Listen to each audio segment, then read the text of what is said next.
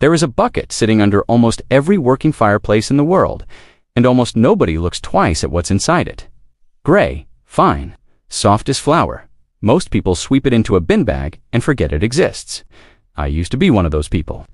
Then, in the winter of 1998, I stood in a stone-flagged kitchen on a small farm near Hebden Bridge in Yorkshire and watched a woman clean a filthy stove glass door with nothing but a damp cloth and a tin of sifted fireplace ash. No spray bottle, no fumes, no warning label. It came clean in under 2 minutes. I want to tell you what I learned chasing that moment for the next several years through old farmhouses, through library archives, through conversations with people who still do. This because it changed the way I think about the bottle sitting under your sink right now. Stay with me. This one's worth the full ride. Look under your own sink for a second. In your mind, count the bottles. Glass cleaner, degreaser, stainless steel polish, bathroom spray, floor cleaner. Most homes have somewhere between 6 and a dozen different bottles, each one formulated to do essentially one job, each one needing to be repurchased every few months. That's not an accident. That's a business model. A product that runs out and needs replacing is worth infinitely more over a decade than a product that lasts forever. And here's the part that stopped me in that Yorkshire kitchen. For most of human history, people cleaned their homes, their pots, their floors, their clothes, their glass with something that cost nothing and never ran out as long as you kept a fire burning. Wood ash, not as a metaphor, not as a back-to-nature gimmick, as a genuinely effective, genuinely simple cleaning agent that people used for thousands of years on every continent because it worked. Let's get the why out of the way early, because it's not magic, it's chemistry, and it's honestly pretty elegant. When hardwood burns completely, the minerals left behind, mostly potassium carbonate, are mildly alkaline. Alkaline substances are good at breaking down grease and grime, which is exactly why the active ingredients in a lot of modern degreasers are also alkaline.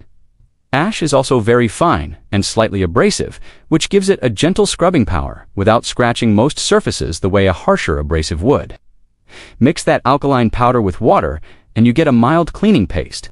Let water slowly filter through a bed of ash, and you get something stronger, a liquid called lye, which is alkaline enough to react with fat and turn it into soap. That reaction is called saponification, and it is, quite literally, how soap was invented. People didn't need a chemistry degree to discover this. They just paid attention. Here's where it gets interesting. Historians and archaeologists have traced ash-based cleaning back an extraordinarily long way. In ancient Mesopotamia, Sumerian textile workers used ash water solutions to help clean wool before dyeing, letting the natural alkalinity react with the wool's own lanolin to lift dirt and oils. In ancient Egypt, natron, a naturally occurring alkaline mineral, was used alongside ash and fats in both laundry and body cleansing, and traces of that same basic chemistry show up in temple and household records. Roman households across the empire, including in Britain, used ash pastes on bronze vessels and on the heated floors of their bathhouses, not because it was primitive or that they lacked alternatives, but because it simply worked and the raw material was sitting in every hearth. Fast forward to the more recent past, and the tradition never really stopped. It just became ordinary. In English farmhouses through the 1800s and 1900s, a bucket of hearth ash sat in nearly every kitchen. Women mixed it into a daily cleaning paste, for pewter, for pots, for floorboards. It wasn't seen as clever or alternative. It was just how you cleaned, the same way you'd sweep a floor. That thread runs unbroken for thousands of years, right up until, depending on where you lived, sometime in the middle of the 20th century. So what happened? In the 1930s, the first wave of modern synthetic detergents hit the market, and they were genuinely good at what they did. Powerful, consistent, easy to mass produce, and easy to advertise. Post-war marketing across Britain and America leaned hard into the idea that a clean home meant a shelf full of purpose-built products, one for every surface. It was a compelling pitch, and it worked. Home economics guidance shifted with it. And old household knowledge, the kind passed down mother to daughter, rather than written in a manual, simply stopped getting passed down as quickly because it stopped being necessary. Fewer homes had open fires, fewer people kept an ash bucket. The knowledge didn't vanish because someone hid it. It faded the way a lot of household skill fades, because something more convenient came along. I want to be honest with you about that, because it's tempting to tell this as a story about a shadowy industry burying the truth. The real story is quieter, and I think more interesting. This wasn't a conspiracy. It was convenience winning out over habit, generation after generation, until almost nobody remembered the bucket under the fireplace was ever useful for anything but the bin, which is exactly why finding it again in that Yorkshire kitchen felt like uncovering something. Let's get practical, because this is genuinely something you can do this week if you have a wood fire, a stove, or even access to a fire pit. Start by collecting completely cool hardwood, ash, oak, beech, ash wood itself, maple, anything dense and untreated. Avoid ash from treated or painted wood, and avoid coal ash entirely. Both can leave harmful residues behind, and that's not a step to skip. Sift the ash through a fine kitchen sieve. You're removing any leftover charcoal chunks or debris, leaving behind a soft gray powder. Store it in a metal tin with a tight lid, somewhere dry. When you want to clean something, mix roughly 2 tablespoons of ash with about a teaspoon of water. You're aiming for a texture, like a thick paste, not runny, not crumbly. Apply it with a damp cloth or an old rag. Work it gently over stainless steel, glass, copper, or enamel surfaces. You'll feel a very slight grit as you scrub. That's the mild abrasive action doing its work alongside the alkalinity. Rinse thoroughly with clean water and wipe dry. That's genuinely it. One winter's supply of ash, which costs you nothing beyond wood you're already burning, can handle a remarkable amount of routine cleaning around a kitchen. A word of caution, because I want you to actually enjoy this and not regret it.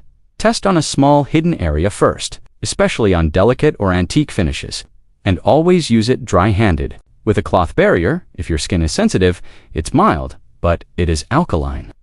Now, for the more involved method, the one that turns your ash bucket into an actual soap-making operation, this is where things get satisfying. You'll need a simple ash hopper. A 5-gallon food-grade bucket works well. Drill or punch a few small holes in the bottom, then line the inside with straw or a clean cloth to act as a natural filter. Fill it with your sifted hardwood ash.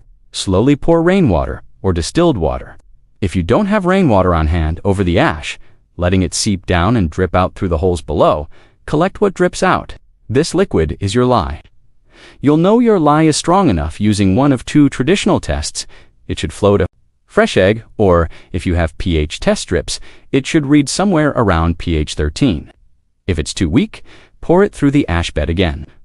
Once you have strong lye, mix 1 cup of it with 2 cups of melted fat, traditionally rendered animal fat. Though a vegetable oil like olive or coconut oil works too, stir continuously for 20 to 30 minutes. You'll watch it slowly thicken, going from thin liquid to something with the consistency of pudding. That thickening is the saponification reaction happening in real time, the lye and fat literally becoming soap. Pour it into simple molds. Even an old loaf tin lined with paper will do, and let it cure for 4 to 6 weeks in a cool, dry place. Curing matters. It lets the soap fully harden and lets any remaining alkalinity mellow out, so don't rush this part. At the end of that process, you have genuine, functional soft soap made from 2 things you'd otherwise throw away or burn: ash and fat. I'd be doing you a disservice if I didn't say this clearly. Lye is caustic. In its concentrated liquid form, it can irritate skin and eyes. Wear gloves, work in a ventilated space, and keep it away from children and pets while you're making it. Traditional doesn't mean risk-free. It means people learned over generations exactly how to handle it safely, and you should follow the same care. Now, you might be thinking, this is all very nice if you have a farmhouse and a wood stove. But I live in a flat with central heating and no fireplace in sight. Fair, but you're not shut out of this. Food-grade hardwood ash is genuinely available to buy in small bags from specialty suppliers, homesteading shops, and increasingly online, usually for just a few pounds or dollars. A little goes a long way. A small bag can supply months of the paste method. You don't need your own fire to use what a fire made. I used commercial cleaners in my own home for over 20 years before I made the switch.